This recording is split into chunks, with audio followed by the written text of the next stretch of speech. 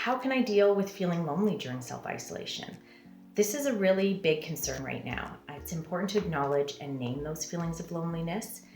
This is a very lonely time, particularly if you're in isolation alone. So make sure you get on FaceTime or Skype.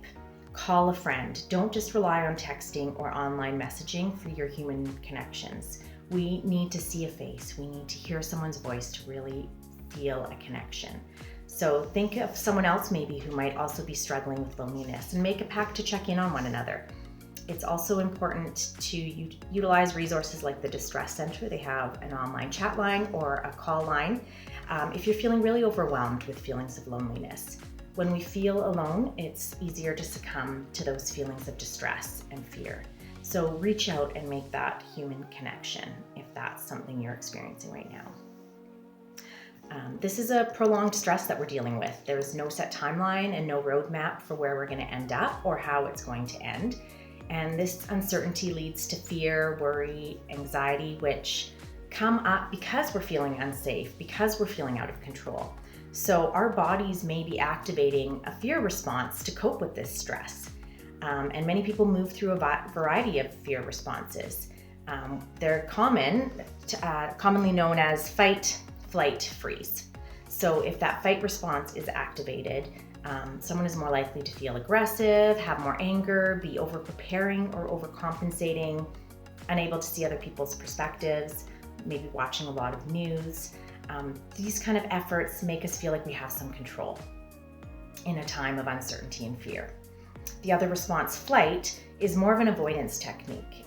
It happens when people feel powerless. There's maybe a lack of energy, feeling numb, being withdrawn, perhaps pretending that nothing's happening or minimizing it, also perhaps unable to see other people's perspectives.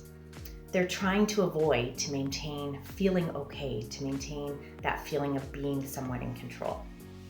And the other response, freeze, looks good on the outside. It's like going through the motions. So it's been suggested that many healthcare workers and medical professionals are going through this fear response.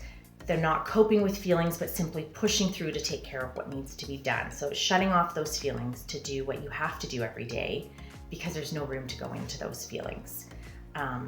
So it's possible that you're experiencing one or all of those things, that you can recognize that this is the response that you're in. So what's helpful if you recognize one of those fear responses? Either or thinking can really increase distress and fear. So either I'm going to get COVID, or either I'm going to lose my job, or both and statements and feelings and thoughts are more helpful. I can feel both hope and fear. I'm fearful that I might get sick, and I'm hopeful that the precautions I'm taking will be enough and that I'll get through this. So utilizing that both and idea, where you can hold more than one perspective, is more beneficial to combating that fear response. Also, breathing techniques and mindfulness are extremely effective in helping the body regulate that fear response and sensations. So a simple exercise is just to breathe in through your mouth for 4 counts, and then very slowly exhale for 8 counts, making sure you fully empty your lungs. Do this 3 to 4 times, and you can trick your body into feeling more relaxed, normalizing back into a more regulated rhythm. So make sure that you're keeping a handle on those fear responses.